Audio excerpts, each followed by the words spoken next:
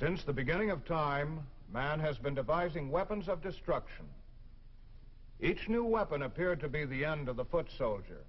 Yet the foot soldier, through the centuries, continued to be, as he is today, the backbone of every army.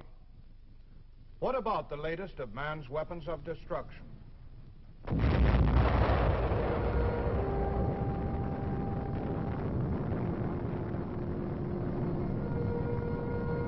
Will nuclear weapons finally put an end to the usefulness of the foot soldier?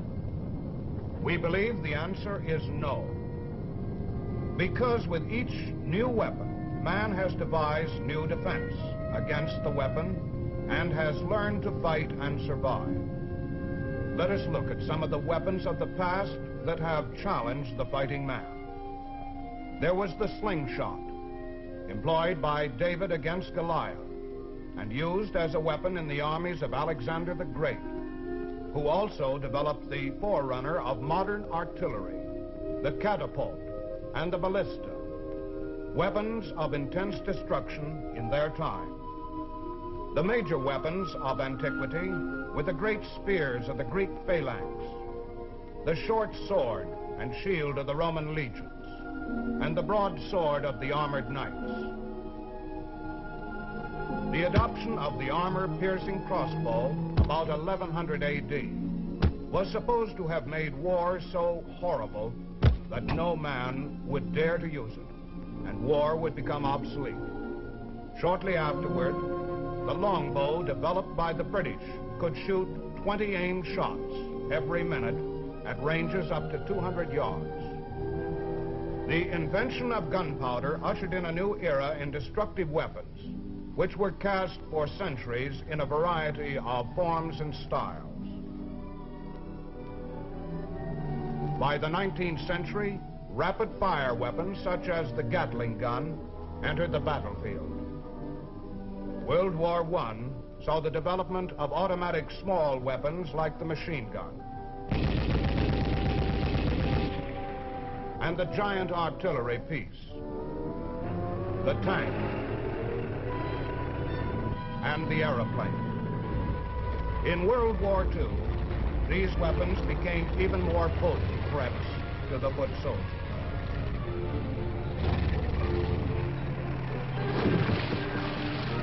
But we found, as in the Korean War, that wherever there was land that had to be controlled, wherever there was a position to take or a line to hold, the foot soldier continued to be of critical military importance.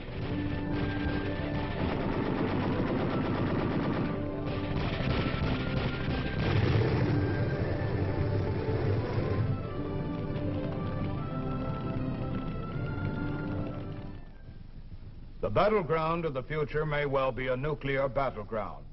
And the nuclear weapon is perhaps the greatest challenge to the foot soldier in military history. The United States Army believes it is a challenge that can be met, and that today's soldier has a chance of surviving this new weapon, just as the soldier of the past was able to survive the weapons of his day. Today on The Big Picture, we would like to show you a training film made by the Army to orient the soldier in methods for his individual protection against atomic attack. However, many of the methods employed are equally applicable to the citizens of our country in the event of an atomic attack.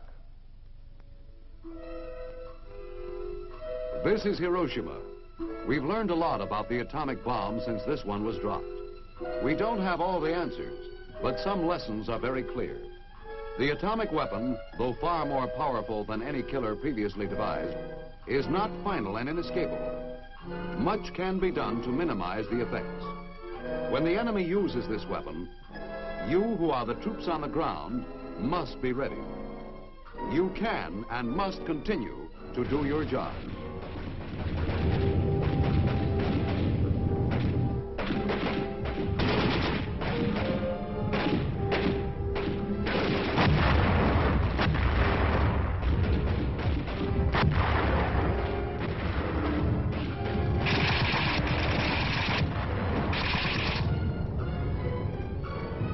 Understanding the atomic weapon and the defenses against it is important for the frontline soldier. But it is just as important for Luke Smith, who is a crane operator here in this port area. Or for Bill Snowden, a parts clerk at this supply depot. In fact, rear area depots and communication centers may be more attractive targets for enemy atomic weapons than troops in forward areas.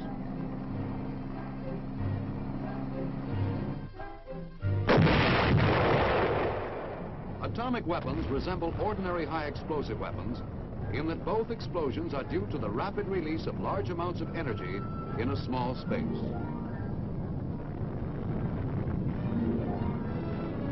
Weight for weight, the release of energy in the atomic weapon is far greater than that in the high explosive. But they are alike in releasing their greatest energy in the form of blast. Let's look inside this atomic explosion and see what is taking place. The greatest part of the energy, about 50%, is being released in the form of blast. The direct action of the blast, striking with tremendous force, is particularly effective against almost all types of buildings.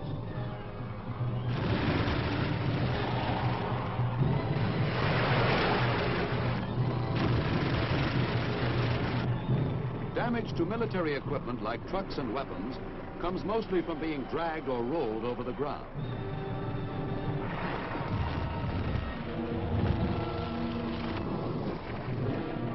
Armored vehicles, because of their greater weight, are more resistant to the shock waves. Human beings also are very resistant to direct effects of the blast. It takes a far greater shock to injure you than to knock down these buildings. Most casualties from the blast are caused by its indirect effects. Men get hurt by flying bricks, limbs of trees, rocks, or by buildings falling in on them.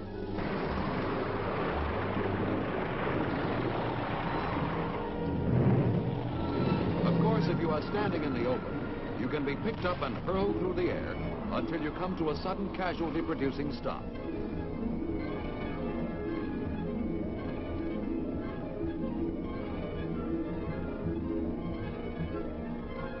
We said that about 50% of the energy is released as blast. At the same time, over 30% is being discharged as heat. The duration of this flash heat wave depends on the particular weapon used, but in any case, it lasts a very short time.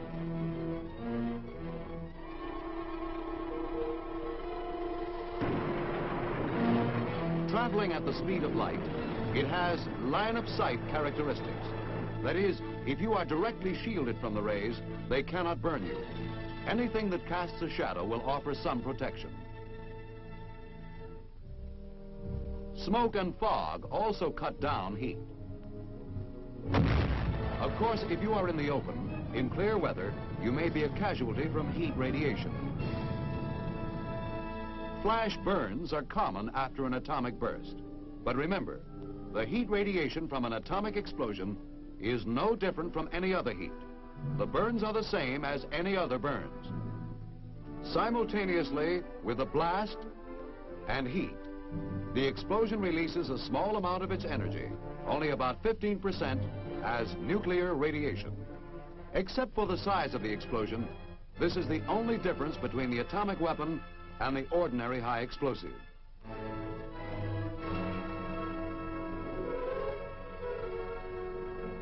Nuclear radiation. Is it mysterious? Always lethal? One of those new products the scientists are turning out in the laboratories to menace our lives? Some people think so. But we're often in contact with it. In the X-ray, for example, the kind used under proper control in our physical examinations. You cannot stop radiation completely, but you can reduce its effect considerably by shielding. Any object between you and the blast provides some protection. The degree of protection depends on the density and thickness of the shield. For instance, lead, being quite dense, gives excellent protection against gamma rays. But we don't usually have lead around on the battlefield.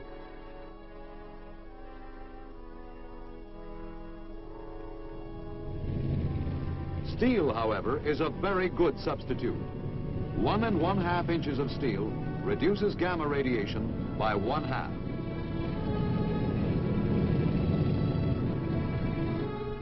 Concrete also provides a considerable amount of shielding. So do wood and earth. By adding to the thickness of each substance, we can further reduce the radiation.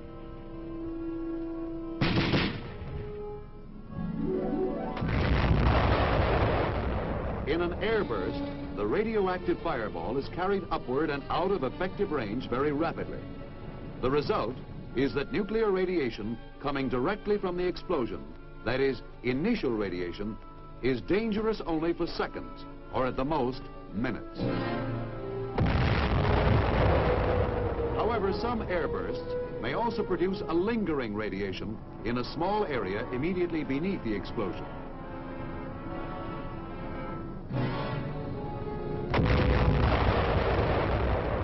Surface blasts, and those underground, also will produce this lingering or residual radiation which contaminates the area for a considerable period of time.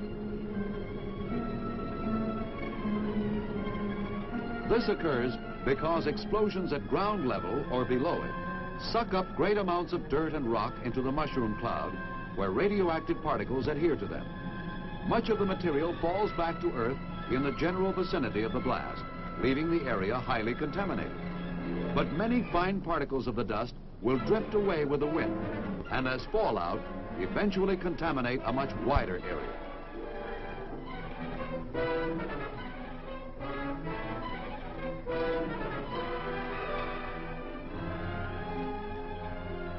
This lingering radiation begins to decay as soon as it is formed, so that ultimately harm from it becomes negligible. The extent of your danger depends on the amount of radioactive substance which has fallen out in the area, how much time has elapsed since the explosion, and how long you remain in the area.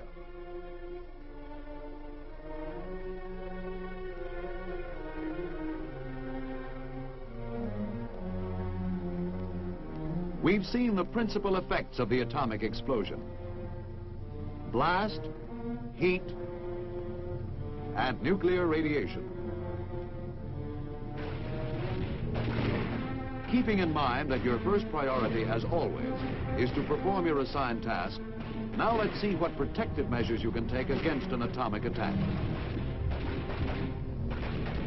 Largely, the precautions are the same as you would take in any high explosive attack, applying the lessons you learned in your basic training. If learned well and practiced, these will put you in the best position to survive and carry out your mission. Prior to an atomic burst, perhaps your most basic defense is to keep as much of your body covered as possible.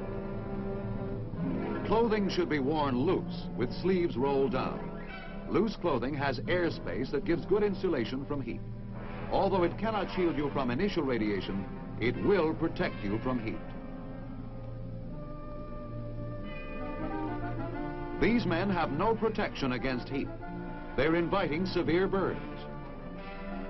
Whereas these men have considerable protection. Field clothing is being developed to give you improved protection from both heat and nuclear radiation.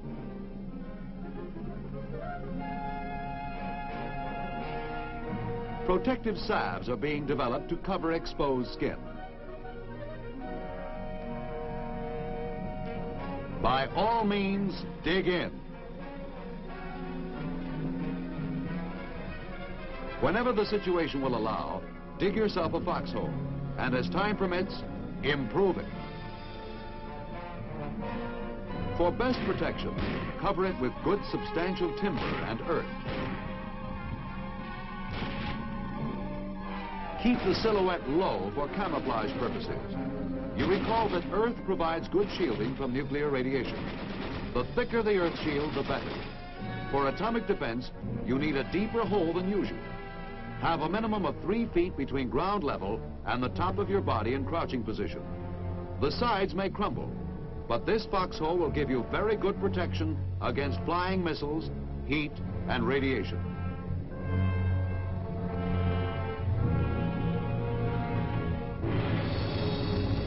This applies even when fairly close to ground zero.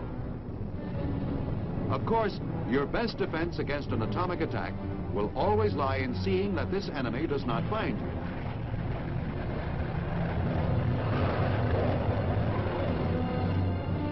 Effective counterintelligence, including camouflage, is most important in denying the enemy target information about your area. One man's indiscretion, when captured, can give the enemy just the needed clue.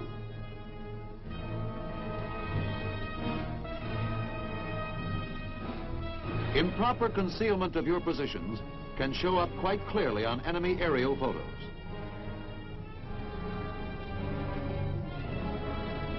Poor light discipline at night. All these mistakes help the enemy complete his intelligence picture and locate you and your unit as lucrative targets. But almost as important as avoiding attack is to have forewarning when one is coming. How quickly we complete our intelligence picture of the enemy and what he is up to depends on you. Your proper handling of prisoners of war, your prompt reporting of all captured documents,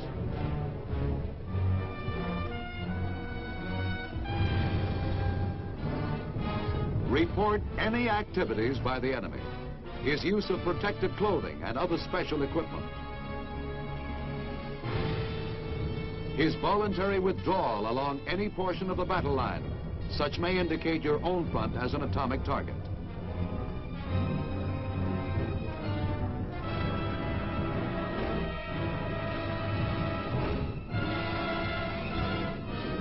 When his attack comes, we need alert observation to pinpoint the enemy. This and a good warning system can buy time to spread the word and take cover behind earth, behind steel, or if you're in a built-up area, behind concrete. If your only shelter is an open foxhole, stretch your poncho or whatever is available over it. You've already heard that cloth gives considerable protection against heat. If you don't have a shelter or can't get to it, take advantage of the best cover available, a fold in the ground,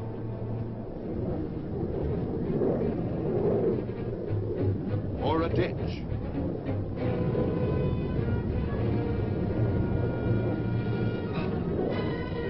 In a building, get onto something substantial. A counter or desk will protect you from falling debris. In case you're in the open where you can't get to any covered position, hit the ground wherever you are and cover the exposed parts of your body, even if you have no warning before you see the flash.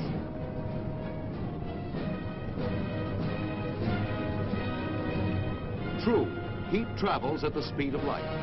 Its effect is instantaneous. However, with some weapons, it is of such duration that by immediate action, you can escape some of its effects. Cover your eyes. The flash has many times the intensity of sunlight and can blind you temporarily, from 5 to 15 minutes. At night, this blindness will last longer, and there is a chance of permanent injury to your eyes. The blast wave travels at about the speed of sound. Wait until it has passed before you get up.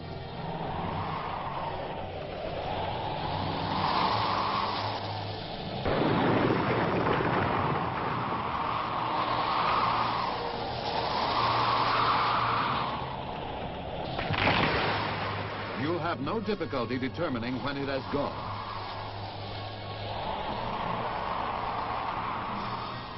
After the attack, your first action is to continue with your assigned mission.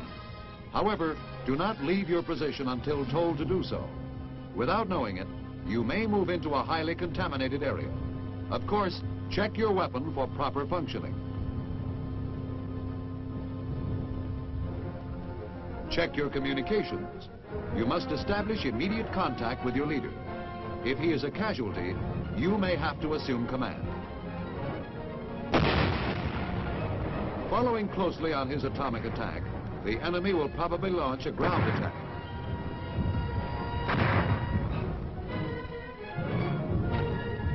You must be ready for action to prevent being wiped out by rifle or bayonet.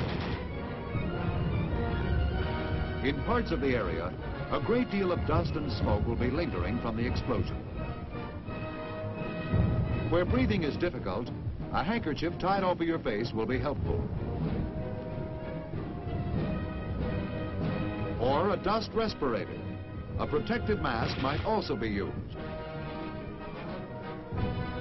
There may be numerous casualties from the atomic attack and not enough medical aid men to go around.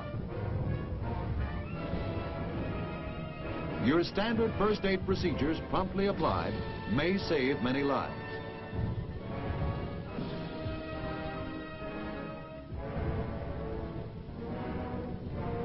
Bleeding is a primary concern. Know how to apply a pressure bandage. And you may have to apply it to yourself. Know how to apply a tourniquet.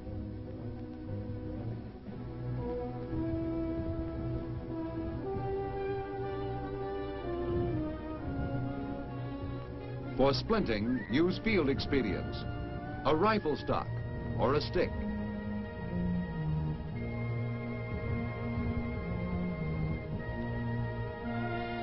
This man is suffering from burns.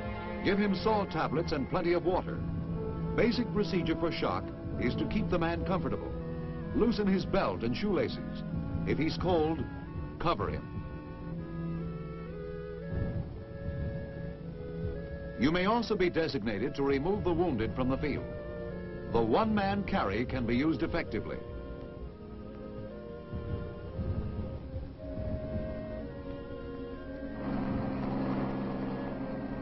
Emergency medical units moving in rapidly after the attack will soon take care of the overload of casualties.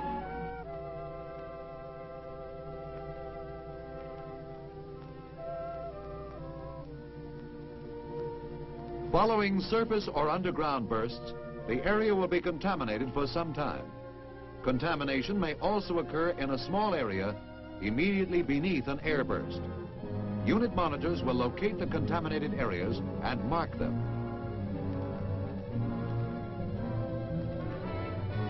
This is your atomic contamination marker. Black Y on a white triangle, front view.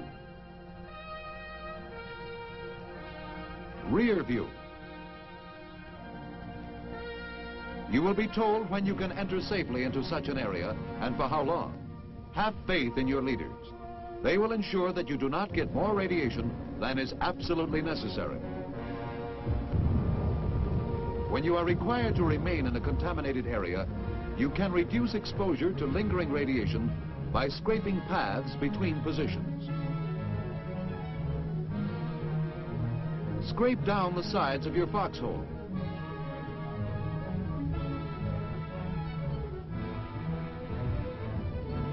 Shovel out the floor.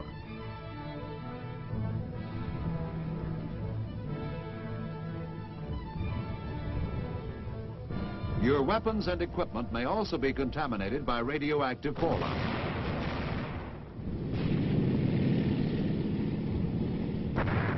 If your immediate assignment requires their use, go ahead and use them. The risk from not carrying out your job will be more critical than the amount of radiation you get. You can decontaminate your equipment in the field by sweeping or scraping it down.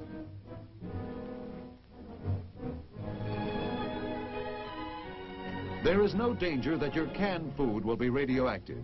Wash off the can before opening it.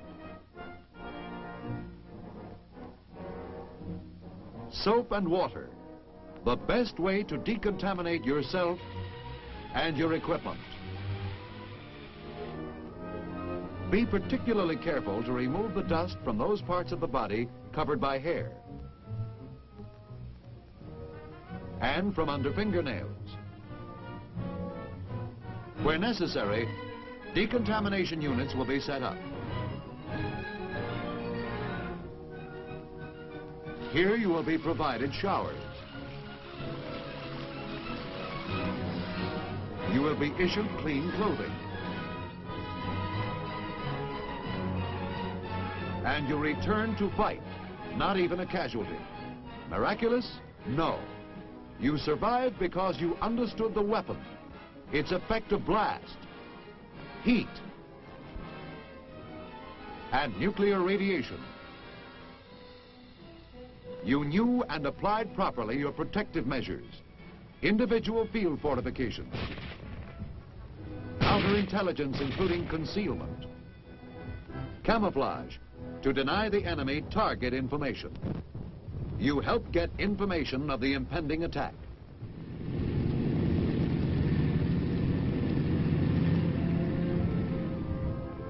You had a good warning system. During the attack, you took cover, the best cover available.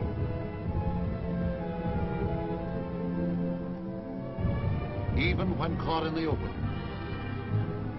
Afterwards, your first aid saved lives.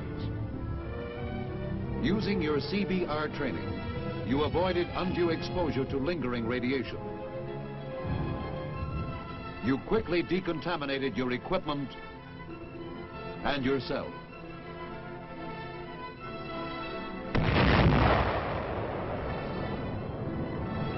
Yes, the atomic weapon is spectacular.